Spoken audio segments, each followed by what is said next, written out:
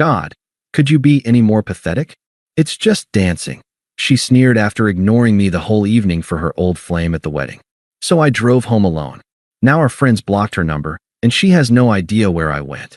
Hey viewers, before we move on to the video, please make sure to subscribe to the channel and hit the like button if you want to see more stories like this. Thanks. The air in the ballroom was thick with the smell of champagne and gardenias.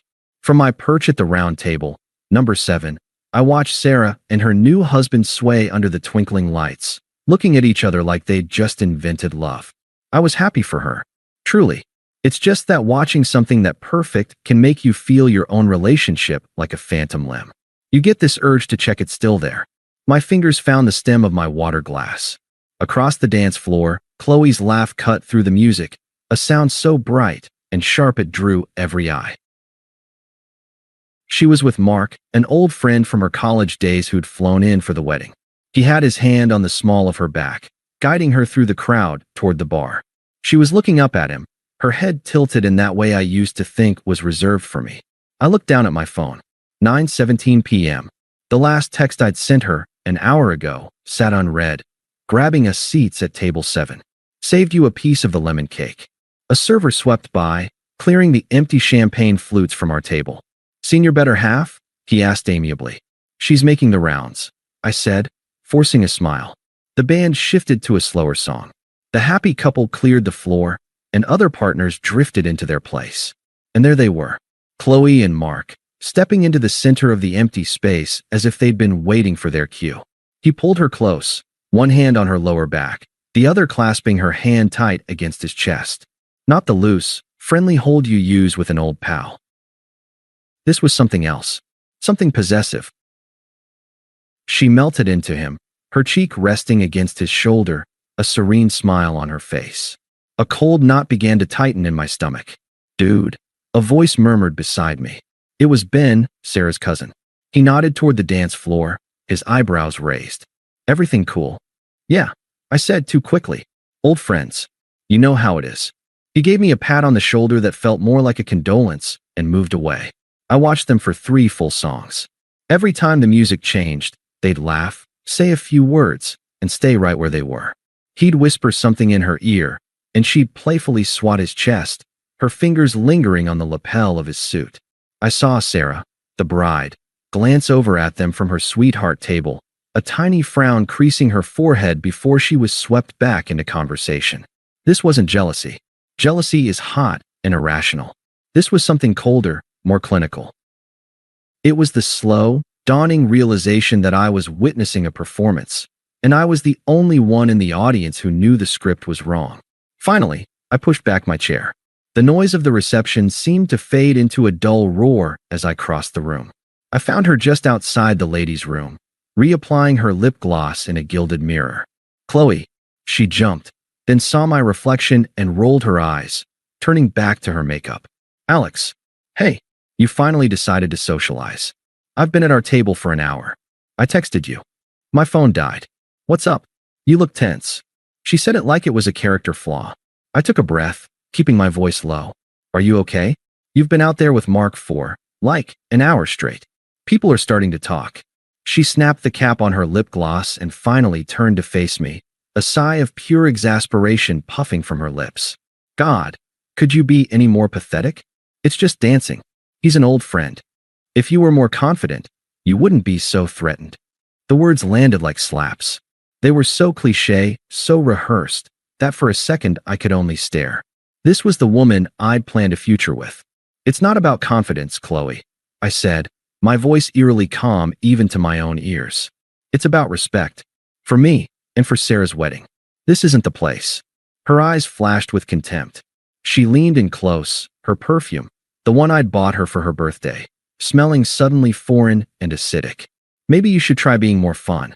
More like him, she hissed. Now excuse me, he's waiting.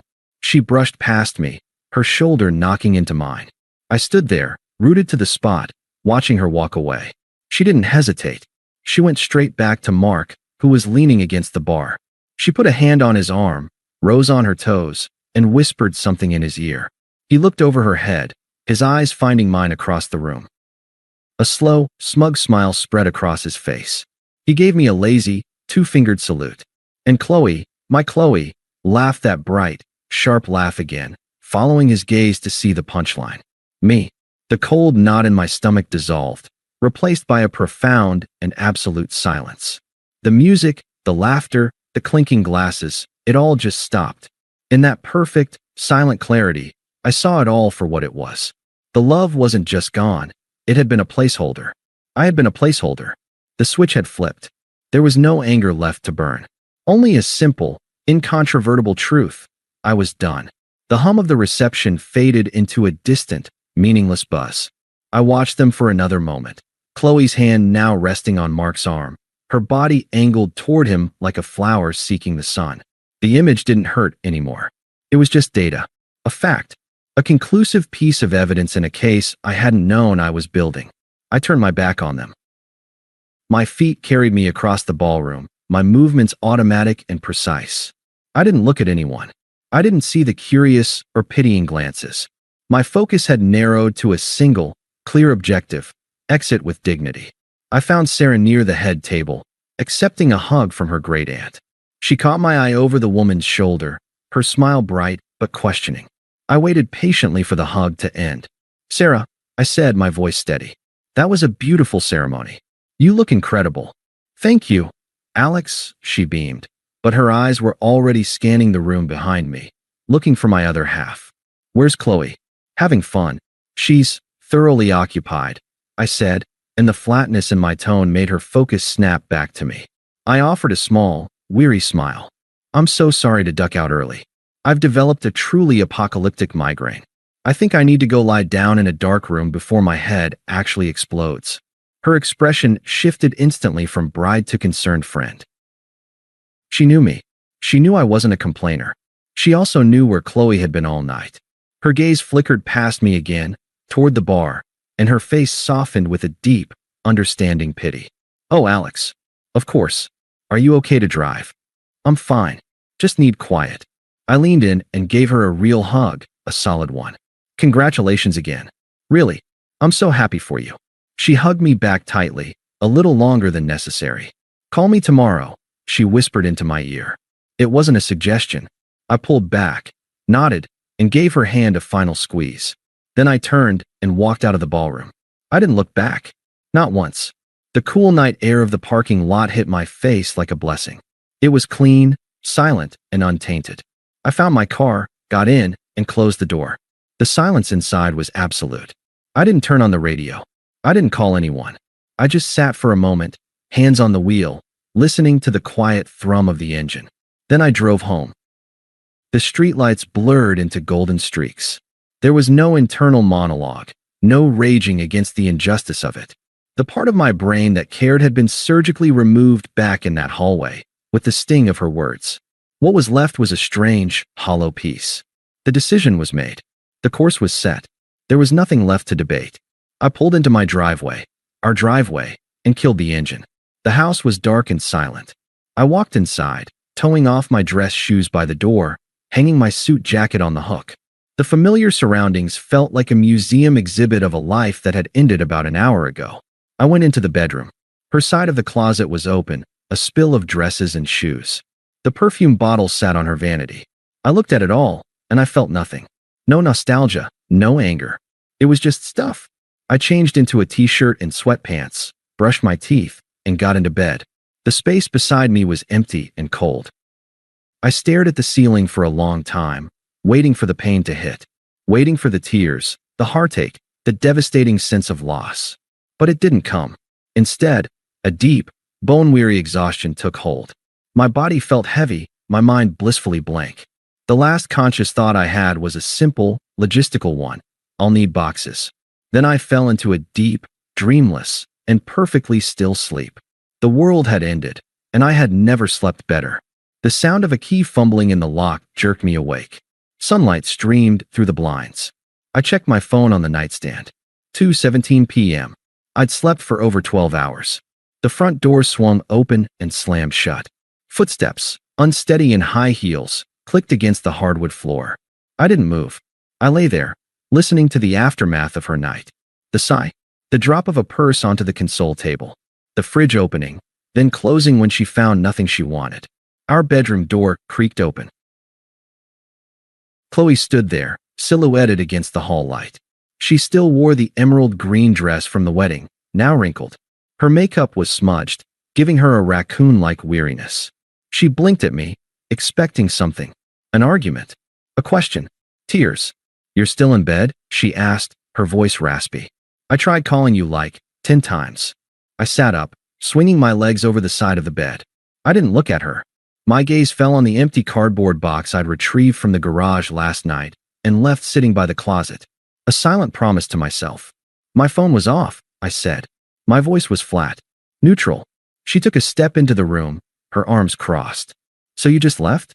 You couldn't find me to say goodbye? You made me get an Uber home." That was so embarrassing. I finally looked at her. I let her see the absolute void in my eyes. There was no anger there to push against. No hurt for her to manipulate. Just nothing. "What are you doing?" she asked, her bravado faltering as her eyes darted to the box. "Packing," I said. I stood up and walked to her side of the closet. I started with the shoes, placing them neatly in the bottom of the box. Strappy sandals. Boots. The black heels she'd worn on our first anniversary. Packing what? For what? A note of panic crept into her voice. "Your things." I moved to the dresses, sliding them off their hangers one by one. "Your sister is expecting you. I called her this morning. She'll be here in an hour to help you get the rest." The silence that followed was deafening. I could feel her stare burning into my back. You're kicking me out." The words were a disbelieving whisper. Then, like a storm cloud rolling in, her tone darkened. "Over nothing? Over you being a jealous baby last night. You're unbelievable." I placed a silk blouse in the box and turned to face her. Her face was flushed with real, indignant anger. She truly didn't get it. "The lease is in my name," I stated, my voice still that same, infuriatingly calm monotone. "It's not working out. I'll Venmo you your half of the deposit." It was the clinical nature of it that finally broke her. The lack of fire. She wasn't having a fight with her boyfriend. She was being processed. "You can't do this," she shrieked, taking a step toward me. "After 3 years, this is how you end it? By throwing my clothes in a box. What is wrong with you?" I didn't answer. I just turned back to the closet and continued packing. She stood there for a full minute, seething, waiting for a reaction that wouldn't come. Finally, she let out a sound of pure frustration, spun on her heel, and stormed out of the room. I heard the bathroom door slam shut, followed by the sound of the shower. An hour later, right on time, her sister Lisa's car pulled up. Lisa, a sharper, colder version of Qley, marched into the house without knocking. "What's the big emergency, Alex?" I had to cancel. Her voice trailed off as she took in the scene. Me, silently placing a stack of Qley's jeans into a second box, and Qley, red-eyed and fuming on the couch in her bathrobe. "He's having a psychotic break," Qley announced to her sister, gesturing at me like I was a museum exhibit. "He's kicking me out because I danced with a friend at a wedding." Lisa looked from her to me, her eyes narrowing. "Is that true?" I stopped packing and looked at her. "The boxes are here. My decision is final. I'd appreciate it if you could help her expedite this." Lisa, who had never liked me, seemed almost impressed by the sheer, icy finality in my voice. She shrugged. "Your loss, dude.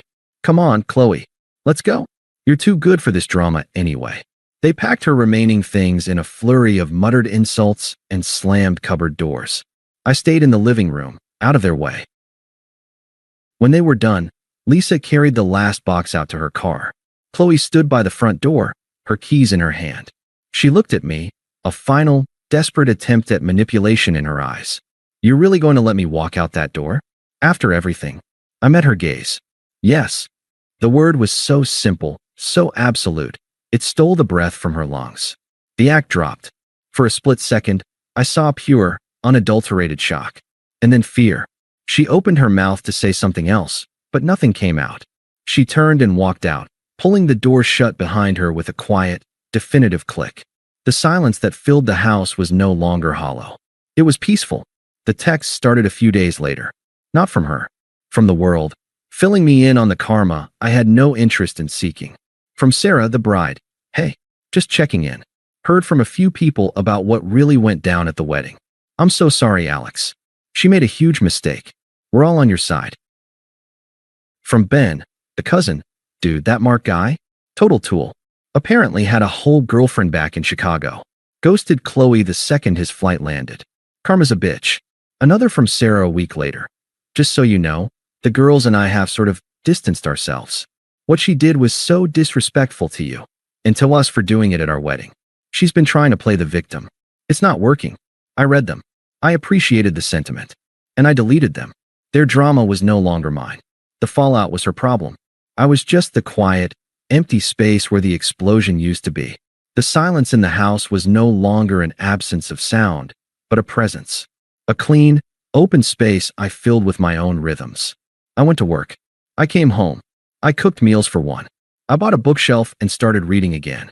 The world, which had narrowed to the pinpoint of her betrayal, began to slowly expand. The first attempt came 2 weeks to the day after she left. A text message that buzzed on my screen while I was making dinner. Qley, I can't believe you turned everyone against me. You ruined my reputation. We need to talk about this. I read it once. The anger was still her primary language.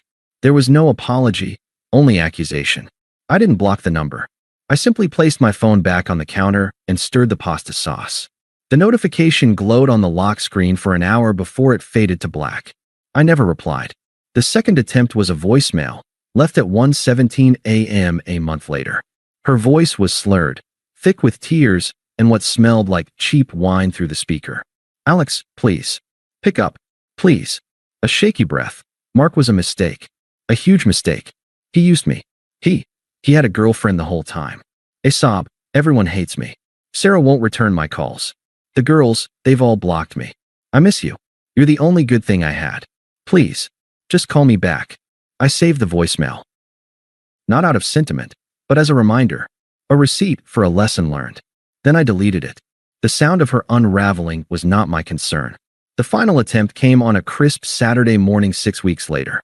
I was leaving the gym, the endorphin buzz a pleasant hum in my veins, a white gym towel draped around my neck. I was unlocking my car when I heard the hurried click of heels on asphalt. Alex. I turned. She was standing there, looking small and frayed in a jacket that was too thin for the weather. Her eyes were puffy, devoid of the sharp, calculated glamour she usually wore like armor. This was raw, desperate need. Please, she said, her breath making little clouds in the air. Just talk to me for 5 minutes. I didn't move. I didn't invite conversation. I simply stood by my car door, waiting. Qley. It was the flatness of my tone that undid her. The tears started then, real ones this time, tracing clean lines through her light makeup. I made a huge mistake. I was stupid. I see that now. I lost everything. My friends, you. I'm so alone. Her voice broke on the last word. I looked at her, at the tangible wreckage of her choices, and I felt nothing but a distant, academic interest. Like observing a weather pattern from behind very thick glass. I know, I said. She blinked, stunned. What? That's it. I know. Don't you care? We were together for 3 years. The gym door opened behind us, letting out a burst of clanging weights and upbeat music. I glanced over, then back at her. My voice was calm, a mirror reflecting her own twisted logic back at her with perfect, devastating clarity. That night at the wedding, I said, you told me to be more like him. So I did. She stared, confused. I became a guy who doesn't get threatened. I continued, adjusting the towel around my neck. Doesn't get pathetic. And doesn't look back. I let the implication hang in the cold air between us. I became the man you asked for, and the first thing he did was leave you behind. You should have taken your own advice sooner. I saw the understanding dawn in her eyes, followed immediately by a wave of pure, incandescent fury. The victim act vanished, burned away by the truth. Her face contorted into something ugly and familiar. You're a heartless bastard, she spat, her voice cracking. I hate you. I nodded, utterly unmoved. I know. I opened my car door, slid inside, and started the engine. I didn't look at her in the rearview mirror as I pulled away. I just drove, leaving her standing alone in the vast, empty parking lot, finally understanding what true indifference felt like. 3 months later, I met Sarah and her new husband, David, for coffee. The place was bright and airy, full of the gentle clatter of cups, and the murmur of easy conversation. "You look good, Alex," Sarah said, stirring her latte. "Really good." "You're tan." "Hiking," I said, taking a sip of my black coffee. "Got into it. It's quiet. No one bothers you on a mountain." David chuckled. "Sounds better than my Saturday, which was assembling a crib. I think I have a screwdriver permanently grafted to my hand." We laughed. It was easy. Normal. There was a brief pause. Sarah's smile softened. "I heard something through the grapevine. I thought you should know, just so you're not blindsided if it ever comes up." I waited. "Qley moved," she said, her tone neutral, factual. "Back to her hometown. Lisa told my mom, who told me. Apparently, she just couldn't make it work here after everything." I nodded slowly, taking in the information. It was like hearing a piece of trivia about a foreign country I'd once read about in a book. Mildly interesting, but entirely irrelevant to my life. "Okay," I said. Sarah searched my face for a moment, looking for any trace of pain, or schadenfreude, or anything at all. She found only a placid, genuine calm. "Okay," she echoed, a small smile touching her lips. "Yeah," I said, returning the smile. "I hope she finds what she's looking for." The words weren't kind or cruel. They were empty. They were the absolute truth. Her happiness had become a concept so abstract it held no weight in my world. The subject was closed. It had been closed for a long time. "Now," I said, leaning forward, "you still haven't shown me the honeymoon photos from Greece. I need to live vicariously through someone's sunshine." Sarah's face lit up, and she eagerly pulled out her phone, the past firmly and finally relegated to where it belonged. As she scrolled through pictures of azure water and whitewashed villages, I sipped my coffee. The sun was warm on my back through the window. The coffee was good. The company was better. I was, without a single doubt, perfectly and completely fine. Thanks for watching. Make sure to subscribe to the channel and hit the like button. What do you think about this story? Share it in the comments.